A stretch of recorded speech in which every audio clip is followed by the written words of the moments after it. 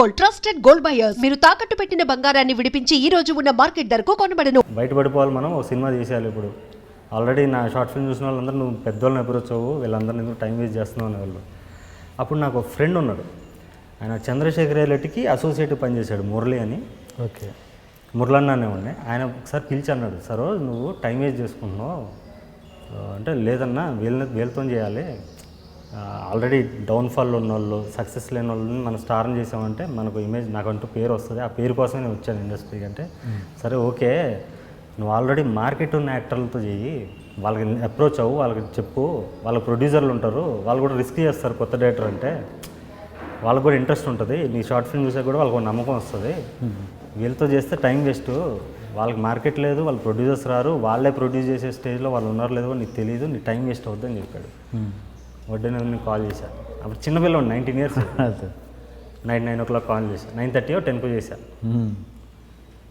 Sir రోజు అన్నాడు, sir ఇప్పుడు నేను పెద్ద హీరోలను అప్రోచ్ అవుదాం అనుకుంటున్నాను, మీకు మార్కెట్ లేదంట, టైం పడుతుంది, మనమే చేద్దాం, నువ్వు అనుకున్నాం కదా 1.5 crore చేద్దాం అన్నాడు. అప్పుడు ఆయన 1.5 crore అవ్వదు సార్, యాక్షన్ మూవీ అది, నేను మార్కెట్ ఉన్న వాళ్ళతో చేస్తాను సార్ ప్లీజ్ అన్న. సరే మరి ఎక్కడన్నా ఛాన్స్ దొరికితే చేసుకో, లేకపోతే నేను ఉన్నాను, నువ్వు ఎప్పుడున్నా కూడా నా దగ్గర రా అని చెప్పి మంచిగా చెప్పిండ.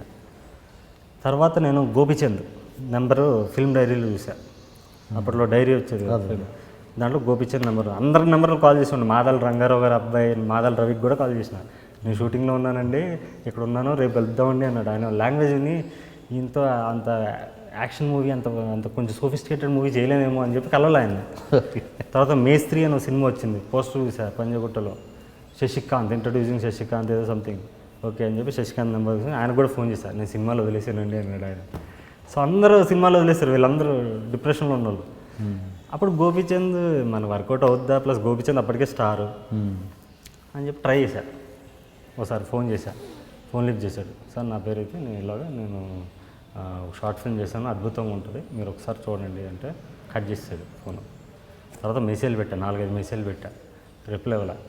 వాళ్ళ ఇంటికి వెళ్ళా, సీనియర్ కాలనీలో ఫ్లాట్లో ఉండేవాడు, ఇంటికి వెళ్ళి తలుపు కొడితే వాళ్ళ మదర్ తీశారు, సార్ గోపిచంద్ ఇమ్మన్నాడండి, ఇది చాలా ఇంపార్టెంట్, ఆయనకు ఒకసారి ఇవ్వండి అని చెప్పాను. అవునా బాబు అని తీసుకున్నాను.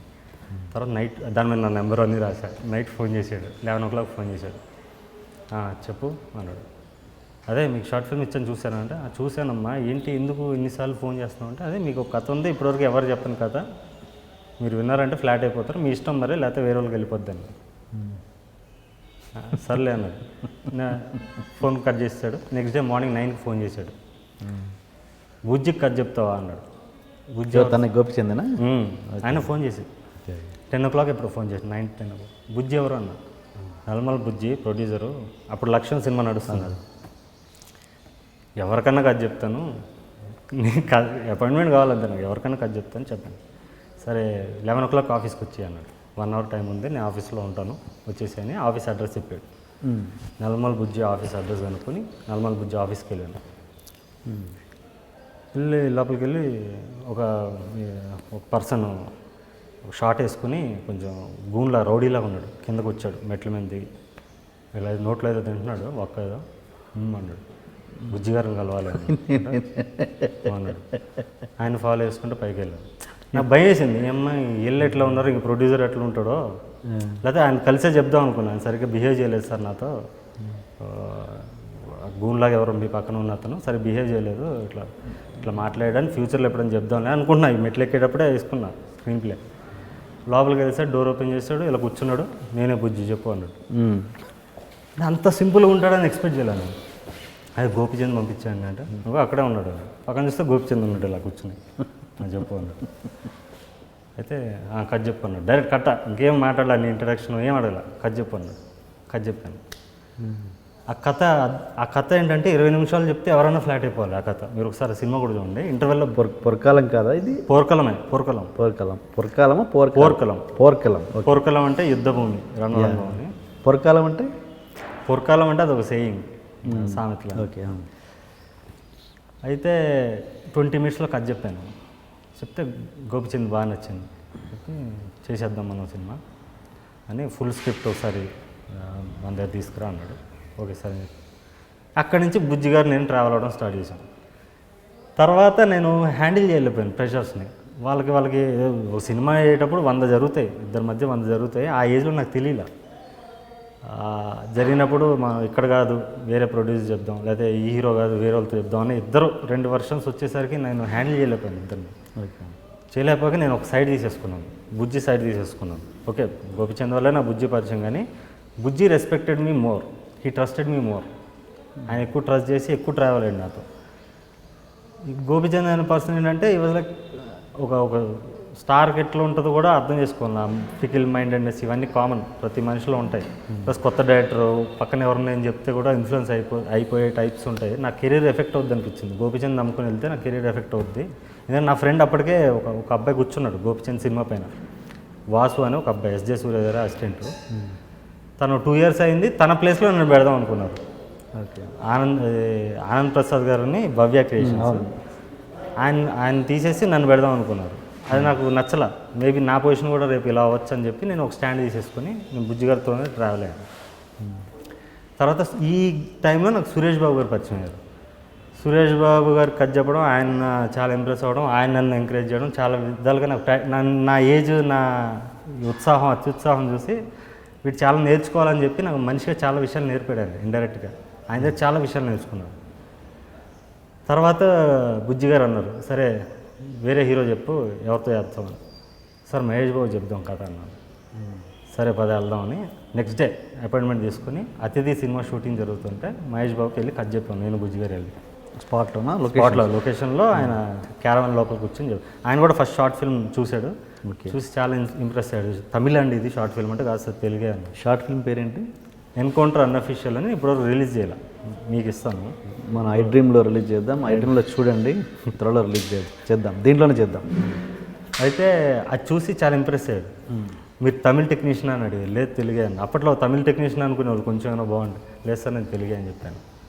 సరే మీరు 3 hours నరేషన్ ఇంటికి వచ్చేవ్వండి అని చెప్పి, తర్వాత బుజ్జి గారితో కూడా మాట్లాడంట. బాగుంది కథ, బాగుంది, డైరెక్టర్ మేకింగ్ కూడా బాగుంది, కానీ కొత్త డైరెక్టర్ అని ఆలోచిస్తున్నాను అని చెప్పి ఒక డిస్కషన్ వస్తే, లేదు బాబు బాగా చేస్తాడని చెప్పి ఆయన కూడా చెప్పాడు. తర్వాత ఎందుకో మరి ఆ మీటింగ్ జరగాల నాకు, ఆ 3 hour నరేషన్ మీటింగ్ జరగాల.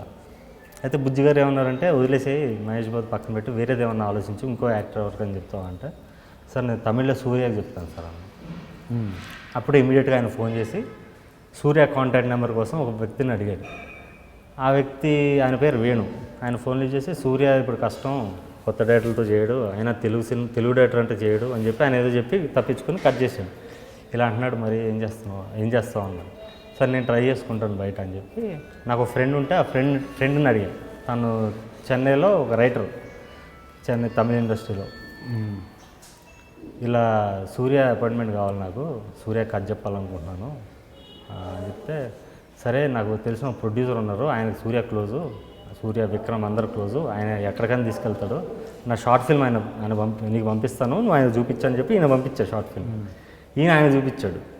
ఆయన నాకు ఫోన్ చేశాడు, ఆయన దాంట్లో నా నెంబర్ ఉంటుంది. ఫోన్ చేసి, సరోజ్ అద్భుతంగా ఉంది, నేను ఎప్పటి నుంచో ఉన్నాను ఇండస్ట్రీలో, నేను 4-5 సినిమాలు ప్రొడ్యూస్ చేశాను, నేనే ప్రొడ్యూస్ చేస్తాను, సూర్యతో మీటింగ్ నేను అరేంజ్ చేస్తాను, నువ్వు తెలుగులో ఎందుకు చేయట్లేదు, నువ్వు తమిళ ఎందుకు అనుకుంటున్నావు అంటే, ఆల్రెడీ అనుకున్నాం సార్, బుజ్జి గారు నేను బుజ్జి నాకు ఫోన్ చేసిండు ఒకసారి ఇట్లా అంటే, ఆయనైనా వేణు, ఆయనతో నేను నాకు అంత ఇంట్రెస్ట్ చూపించలేదు, నాకేం వర్కౌట్ అవుద్ది, నేను ప్రొడ్యూసర్ నాకు వర్కౌట్ అవ్వదు కదా అనుకుని నేను ఇంట్రెస్ట్ చూపించలేదు,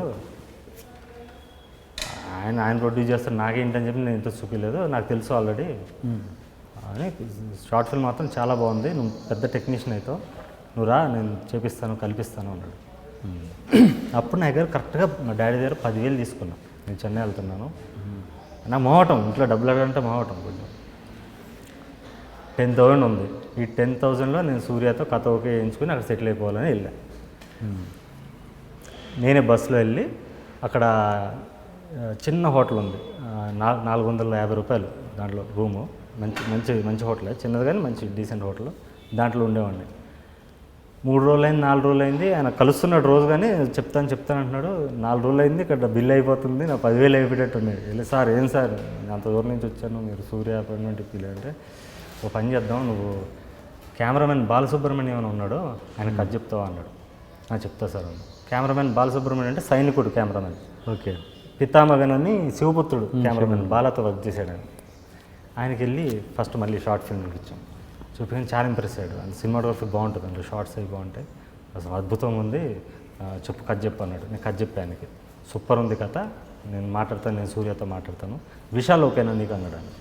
సూర్య ఇప్పుడు వేరే షూటింగ్లో ఉన్నాడు, విశాల్ అయితే ఓకేనా అంటే ఈయన వేణుగారు ఏంది, విశాల్ కూడా మార్కెట్ ఉంది సరోజ్, విశాల్ కూడా పెద్ద హీరోనే అన్నాడు. మనకి ఏంది మార్కెట్ ఉన్న హీరో కావాలి, ఎవరితో తారకరత్న, దాసరథ్ కుమార్ వీళ్ళతో చేద్దామని వచ్చా, మార్కెట్ ఉన్న యాక్టర్ కావాలి.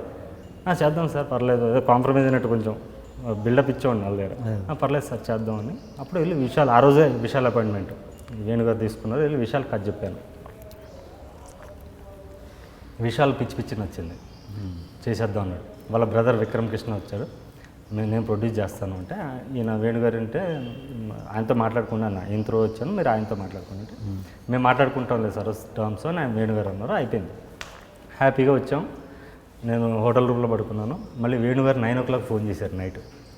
సరోజ్ ఇప్పుడు సూర్య అపాయింట్మెంట్ ఇచ్చాడు, కానీ మనం విశాల్ కథ చెప్పాము, సూర్యకి ఇప్పుడు నువ్వు కథ చెప్పినా కూడా విశాల్ తెలుస్తుంది, ఎలాగైనా ఇండస్ట్రీలో తెలుస్తుంది మనం చెప్పినట్టు, మరి ఏమంటావు అన్నాడు. నా ఏజ్ ఎంత 19, నాకేం తెలుస్తుంది అని చెప్తే, సార్ విశాల్ కన్నా సూర్య బెస్ట్ సార్ చెప్పేద్దామని. సరే పదా అని వెళ్ళిపోయాం. నైట్ 11 o'clock వెళ్ళాం. ఆ రోజే 9 ఫోన్ చేసాడు, 11కి వెళ్ళిపోయాం. Surya next day morning Surya son of Krishnan అని వారణమాయరం సినిమా యూఎస్లో షూటింగ్ ఉంది, నెక్స్ట్ డే యూఎస్ వెళ్ళిపోతున్నాడు ఆయన. బాలసుబ్రహ్మణ్యం గారు అంత స్ట్రాంగ్గా చెప్పేసరికి ఆయనకు కూడా ఇంప్రెస్ అయ్యి ఏదో బాగుంటుందేమో, కథ బాగుంటుందేమో అని సరే అని పిలిచాడు. వాళ్ళ ఇంటికి వెళ్ళాం. తలుపు కొడితే తలుపు తీసాడు, ఇంతే ఉన్నాడు ఆయన హైట్. సూర్య అంటే నేను ఓకే మీడియం అయినా చాలా పొట్టి. ఏం సార్ ఎలా ఉన్నాడంటే మరి అలాగే ఉంటాడే, చెప్పాను కదా విశాల్ హైట్ ఉన్నాడు, మరి ఏంటి వచ్చేసాం, మరి ఏం చేస్తుంటే పర్లేదు చెప్తాం, నేను మేనేజ్ చేస్తాను చెప్పి కథ చెప్పాను.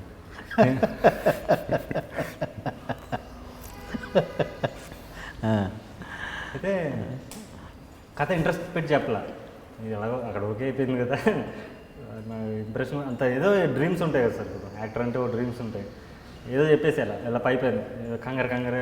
అప్పటికి స్టార్డమ్, అప్పటికి సూర్య స్టార్ ఆయన అప్పటికే. ఇంప్రెషన్ ఏం లేదా మీకు? ఇంప్రెషన్ ఉన్నా కూడా మనిషిని చూసాక నాకు అనిపించలేదు. కోరికలో ఓ మ్యాచ్ మ్యాన్ ఇమాజిన్ చేసుకున్నారు వీళ్ళందరూ, గోపీచంద్, మహేష్ బాబు కానీ, విశాల్ కానీ అందరూ మ్యాచ్ లుక్ ఉంటుంది. ఈయన మరీ పొట్టు ఉండేసరికి నేను సింగల్ అయిపోయాను సడన్గా ఆ మూమెంట్కి. మేబీ చేసే ఉండే, ఆయన కూడా చేద్దామని ఫిక్స్ అయ్యాను. తర్వాత ఇష్టం లేనట్టు కథ చెప్పాను, ఇష్టం ఉండి లేనట్టు చెప్పేశాను. ఆయన పిచ్చి నచ్చింది. మరి ప్రొడ్యూసర్ ఎవరు అనుకుంటున్నాను అంటే ఐ విల్ ప్రొడ్యూస్ అన్నాడు ఈయన వేణుగారు. సరే మాట్లాడదాం, మనం తర్వాత మాట్లాడదాం అని చెప్పి, సరే నేను యూఎస్ నుంచి రాగానే కూర్చుందాం అని చెప్పిండి బయటకు వచ్చాం. ఇప్పుడు ఏం సార్ ఏం చేయాలి నాకు అర్థం కాదు.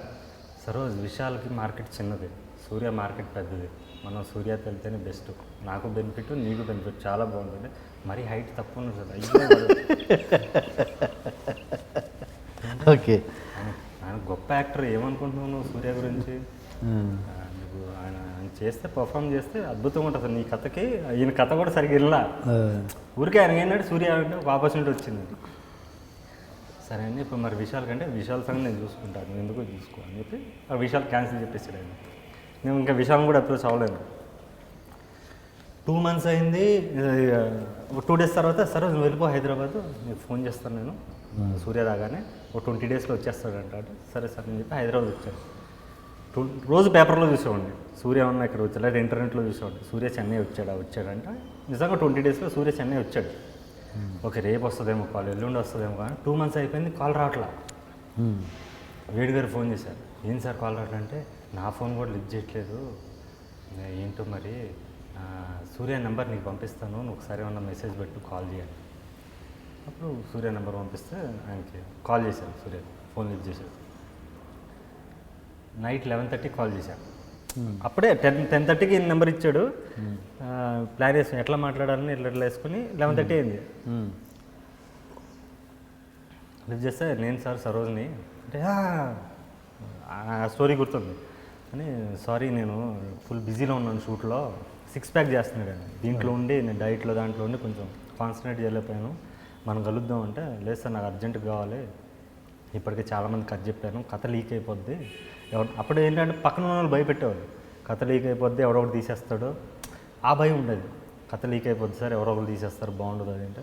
ఆయన కూడా ఇన్సెక్యూరిటీలో పడిపోయాడు, నిజమే కదా మంచి కథ మిస్ అవ్వదు, సరే రేపు వచ్చేసి చెన్నైకి కలుద్దాం అన్నాడు. నెక్స్ట్ డే వెళ్ళాను చెన్నైకి. నేను సూర్య కలిసి ఒక 20-25 సిట్టింగ్స్ రెగ్యులర్ కలిసేవాళ్ళం. ఒక బ్రదర్ లాగే ట్రీట్ చేసేవాడు. వాళ్ళ ఇల్లు అన్నీ చెప్పేవాడు, పర్సనల్ విషయాలు ప్రతి విషయం చెప్పేవాడు. చాలా మంచిగా ఉండేవాడు సూర్య నాతో. అయితే ప్రొడ్యూసర్ విషయంకి వచ్చేసరికి వేణుతో నేను మాట్లాడుకుంటాను. మా బ్రదరు జ్ఞానవేల్ రాజా అని ఉన్నాడు, స్టూడియో గ్రీన్, ఆయన ప్రొడ్యూస్ చేస్తాడు నీ సినిమాని. వేణుగారితో నేను మాట్లాడుకుంటాను, నువ్వు డోంట్ వరీ అబౌట్ దట్ అంటే. వేణుగారు ఫోన్ చేసి ఎలా అంటున్నాడు సార్ అంటే, నేను చూసుకుంటలేదు సార్, నువ్వు క్యారీ ఆన్ అన్నాడు. అప్పుడు మేము ప్రోమో షూట్ చేద్దాం అనుకున్నాం. పోర్కలం ట్రైలర్ ఉంటుంది, అది ఫస్ట్ సూర్యతో షూట్ చేద్దాం అనుకున్నాం. అప్పుడు సూర్యతో బాగుండేది నాకు నుంచి. వాళ్ళ బ్రదర్కి వచ్చేసరికి వాళ్ళ బ్రదర్ పిలిచాడు నన్ను. తాల్వాకర్ జిమ్లో ఉన్నాడు, కాల్ చేసి పిలిచాడు, కలిసాం. అప్పుడు అన్నాడు, మీతో ఇప్పుడు ప్రోమో షూట్ చేస్తున్నాం, ఈ ప్రోమో బాగుంటేనే నువ్వు డైరెక్టర్గా ఓకే, బాగోకపోతే నువ్వు స్క్రిప్ట్ ఇచ్చి వెళ్ళిపోవాలి. నీకు స్క్రిప్ట్కి ఎంత కావాలో డబ్బులు చెప్పు, ఇచ్చేస్తాం. నా డబ్బులు వద్దు, నా కాన్ఫిడెన్స్ ఉంది, నువ్వు ప్రోమో సూపర్గా తీస్తాను, నేనే డైరెక్టర్. ఆల్రెడీ సూర్యతో నేను ట్రావెల్ అయ్యానంటే సూర్యది పక్కన పెట్టు అంటే బ్యాక్ డోర్లో వాళ్ళ డిస్కషన్ ఏంటి నాకు తెలియదు. సూర్యది పక్కన పెట్టు, నేను నీ ప్రోమో చూశాక నేను అప్రూవ్ చేసాక అవుద్ది అన్నాడు. సూర్య కాల్ చేసి ఎలా అంటున్నాడు అంటే, అదే ప్రొడ్యూసర్ పాయింట్ ఆఫ్ వ్యూ అలాగే అంటారు, నువ్వు చెయ్యి, దాంట్లో ఏముంది అన్నాడు. సరే అని చెప్పి ప్రోమో ప్లాన్ చేసాం. ప్రోమో ఏంటి, ఇది యూజ్ అవ్వచ్చు, యూజ్ కాకపోవచ్చు, సింపుల్ చేసి అన్నాడు ఆయన. సరే ప్రోమో ఎందుకు, సినిమాలో ఒక సీన్ చేస్తాను అన్న, ఒక సీన్ చేస్తాను, ఒక చిన్న ఫైట్ సీన్ ఉంటుంది. ఫైట్ మాస్టర్ లేడు, ఆర్ట్ డైరెక్టర్ లేడు, కెమెరామెన్ లేరు, అప్పుడు ఫిల్మ్, అప్పుడు డిజిటల్ లేదు. అయితే నేను వాళ్ళ కంపెనీలో పనిచేసిన అసిస్టెంట్ కెమెరామెన్ ఒక అతను పిలిచాడు. ఆర్ట్ డైరెక్టర్ మీరే ఫిక్స్ చేయండి అంటే అసిస్టెంట్ ఆర్ట్ డైరెక్టర్ ఒకటి వచ్చాడు. ఫైట్ మాస్టర్ అంటే ఫైట్ మాస్టర్ కొడుకు దిలీప్ సుబ్రాయన్ అని, సుబ్రాయన్ మాస్టర్ కొడుకు, ఆ అబ్బాయి వచ్చాడు. ఆ అబ్బాయికి నేను చెప్పాను ఇట్లా ఉంటుంది ఫైట్ అని చెప్పాను. తను హ్యాపీ, విల్ డూ బ్రో అని చెప్పాడు, వెళ్ళిపోయాడు. ఈ అసిస్టెంట్ కెమెరామెన్, అసిస్టెంట్ ఆర్ట్ డైరెక్టర్లతో చెప్పాను, నాకు ఈ లెన్స్ కావాలి, ఈ కెమెరా కావాలి, ఇది కావాలని ఈయనతో చెప్పాను సినిమాటోగ్రఫీ. అండ్ ఆర్ట్ డైరెక్టర్తో నాకు ఎలాంటి సెట్ కావాలి, ఏం కావాలి, చిన్న సెట్టే, సింపుల్ సెట్, నాకు ఇలా రోడ్డు పగలాలి, కొన్ని కొడితే కింద పడే రోడ్డు పగలాలి, ఇట్లా చెప్పాను కొన్ని. చెప్తే వాళ్ళిద్దరు ఏంటంటే వాళ్ళ కంపెనీలో ఎంప్లాయీస్ కదా, కంపెనీ ప్రొడ్యూసర్ని ఇంప్రెస్ చేయడానికే వచ్చున్నారు వాళ్ళు, వచ్చిన దగ్గర నుంచి. వాళ్ళు ఏంటంటే అదే జ్ఞానరాజు వచ్చి మొత్తం బడ్జెట్ వేసుకుంటే 2,25,000 అవుతుంది మొత్తం ఆ సీన్కి, 1 డే షూట్కి. నాది బడ్జెట్ 1 lakh చేయాలి నువ్వు అన్నాడు. ఫిల్మ్ స్టాక్ ఉంటుంది, మళ్ళీ దాన్ని ఇంకా బ్యాక్గ్రౌండ్ మ్యూజిక్ ఉంటుంది, దాన్ని ప్రాసెసింగ్ ఉంటుంది, చాలా పనులు ఉంటాయి, నాకు 1 lakh చేయాలండి.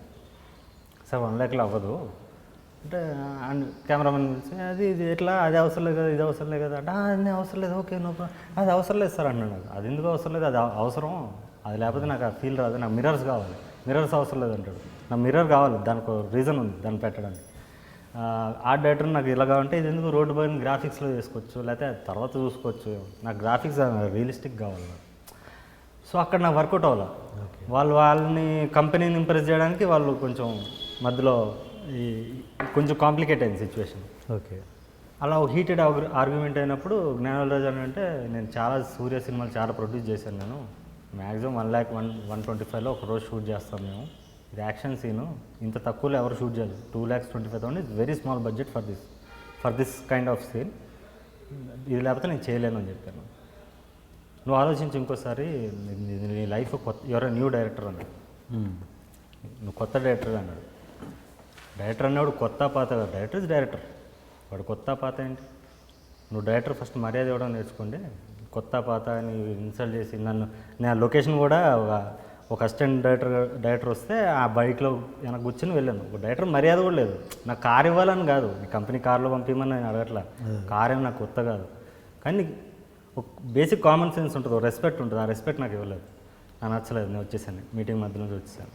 సూర్య కాల్ చేశాడు నాకు, రెండు మీటింగ్ మధ్యలో నుంచి వెళ్ళిపోయామంటే, నాకు రెస్పెక్ట్ ఇవ్వలేదు డైరెక్టర్గా నాకు, ప్లస్ ఆయన చెప్పేది దాంట్లో నా కెరీర్ పోతుంది ఇలాంటివి పెట్టుకుంటే నేను, ప్లస్ నాకు ఓకే కాబట్టి స్టోరీ ఇచ్చామన్నాడు, దానికి కూడా నేను ఆ అగ్రిమెంట్కి కూడా నేను ఓకే అయ్యాను, నా ఈగో కాదు, నేను ఆ స్టేజ్కి వచ్చినప్పుడు కూడా నేను ప్రూవ్ చేసుకున్న పాయింట్ అది నేను ప్రూవ్ చేసుకోలేకపోతే నేను నా లైఫ్ నా కెరీర్ స్టేక్లో పడుతుంది. అంటే అసలు అదంతా మేము ఊరికే అన్నాము, నీ మెచ్యూరిటీ చెక్ చేద్దామని, నువ్వు అంత మెచ్యూర్ అని, నీకు టెస్ట్ కాదు ఊరికే నువ్వు ఎక్కడి వరకు నిలబడగలవు అని చెప్పి నీకు టెస్ట్ పెట్టాము.